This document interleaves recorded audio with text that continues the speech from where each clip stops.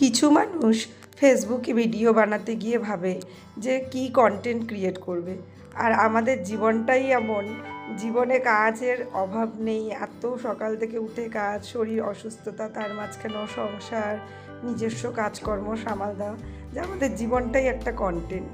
আর এই জীবনের কন্টেন্ট দেখতেই লোকের মনে হয় বেশি ভালো লাগে, যেটা আসল, যেটা রিয়েল। আর যেগুলো তৈরি করা হয় না, সেগুলো আর কয়দিনের, আজকে তৈরি করব, কালকে তৈরি করব, পরশু দিন আবার ভাবতে হবে যে কী নিয়ে কন্টেন্ট বানাবো। তো সকালবেলা দেখো আজকে ঘুম থেকে উঠেতেই আমার অনেকটা দেরি হয়ে গেছে, কেননা শরীর একদম ভালো না, রাত্রিবেলা করে তো ঘুমোতে পারি না, তারপরে ভোরের দিকে যখন একটু চোখ লাগে তারপরে উঠতে উঠতে দেখি বেলা হয়ে যায়। তাই উঠে নিয়ে আগে স্নান টান করে কাপড় টাপড় ধুয়ে মেলে আগের দিনের কাপড়গুলো এই যে বান্ডিল দিয়ে ধুয়েছি, এগুলো সব গুটিয়ে উপর থেকে নিয়ে আসলাম। আর ঠাকুরের একটু আশীর্বাদ নিলাম। আজকাল যেহেতু শরীরটা ভালো যাচ্ছে না, ভগবানই ভরসা। তারপরে সকালবেলা দেখো এই তুলসী তলায় একটু জল ঢেলে নিয়ে আমি ফুলগুলো তুলে নিয়ে আসি, আর এই ফুল দিয়েই আমার ঘরের ঠাকুরকে পুজো দিই। তো তুলসী তলায় জল দিয়ে দিলাম, আর এই যে ঠাকুরকে দেখো ফুলও দিয়ে দিলাম।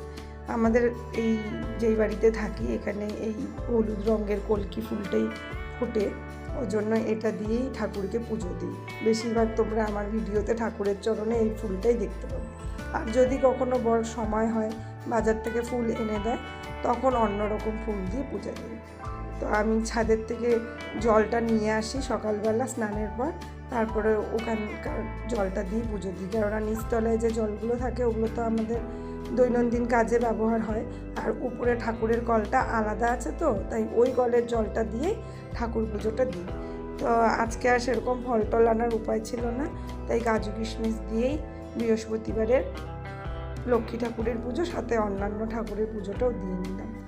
দেখো এবার এই যে আজকে রান্নাবান্নাগুলো দেখছো, এগুলো সব আমার বর করেছে।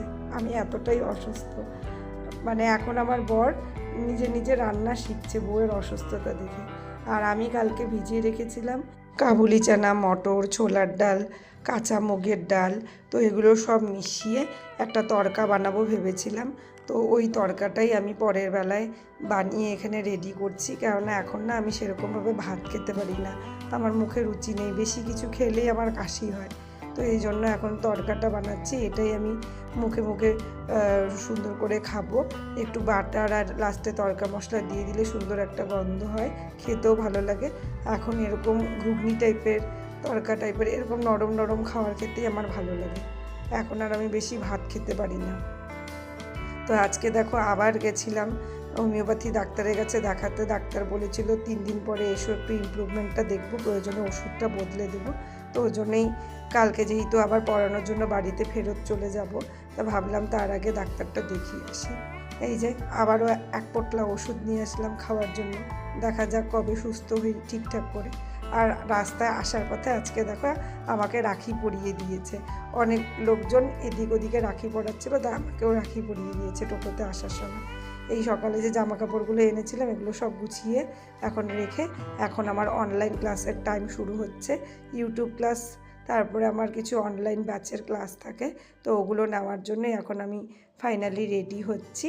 আর এটা শেষ করতে করতে রাত হয়ে যাবে, আর তারপরে ঘুমিয়ে পড়বো।